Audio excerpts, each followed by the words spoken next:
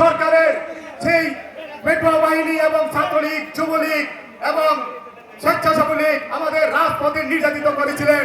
সেই নির্যাতিতের সামনে দিয়ে আমাদেরকে যখন রাজপথে থেকে ধরে নিয়ে যেত, সেই ডিবি আমাদেরকে নিয়ে গুম করত এবং রাজপথ থেকে ধরে নিয়ে আমাদেরকে আটকিয়ে রেখে থাকতো। সেই মমতাময়ীর আর আমরা আমাদের জনাব তারেক রহমান, প্রধানমন্ত্রী জনাব তারেক রহমানের কাছে আমরা বিচার চাই। এই দিয়ে আমার বক্তব্য শেষ করলাম। বাংলাদেশ জাতীয় দল জিন্দাবাদ, জিন্দাবাদ। দেশনেত্রী বেগম খালেদা জিয়া অমর হোক, শহীদ রাষ্ট্রপতি জিয়া রহমান অমর হোক, আমাদের আদরের ভাই আরাবুর রহমান প্রভু অমর হোক, শহীদ এবং আমাদের প্রধানমন্ত্রী বাংলাদেশ জনাব তারেক রহমান জিন্দাবাদ, জিন্দাবাদ, জিন্দাবাদ।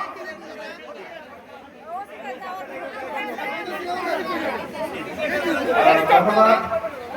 অনেক থানা নেতৃবৃন্দর এখন বক্তব্য রাখার পালা, কিন্তু অত্যন্ত বলতে হচ্ছে আমাদের পিছনে যারা আছেন সেখানে প্রচন্ড রোদ এবং আমি অনেক গরম। আমাদের যারা এই এলাকার বাসিন্দা আছেন ওনাদের বসতেও কষ্ট হচ্ছে। সেই জন্য বনানী থানা নেতৃবৃন্দ আপনাদের কাছে ক্ষমা চাচ্ছি। ইনশাল্লাহ কোনো একটি অনুষ্ঠানে আপনাদের সবার বক্তব্য মাননীয় প্রধানমন্ত্রী শুনবেন। এখন বক্তব্য রাখার জন্য বিনীতভাবে অনুরোধ জানাচ্ছি আইএসটি কলেজ ছাত্র দলের সংগ্রামী সভাপতি আসাদ শিকদারকে।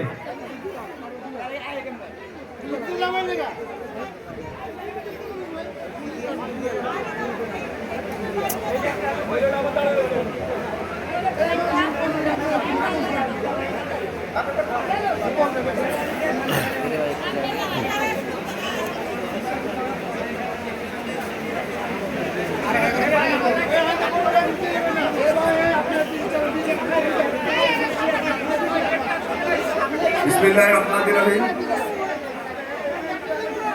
ঢাকা 17 আসন কর্তৃক আয়োজিত দেশনেত্রী বেগম খালেদা জিয়া উপলক্ষে আসনে উপস্থিত আছেন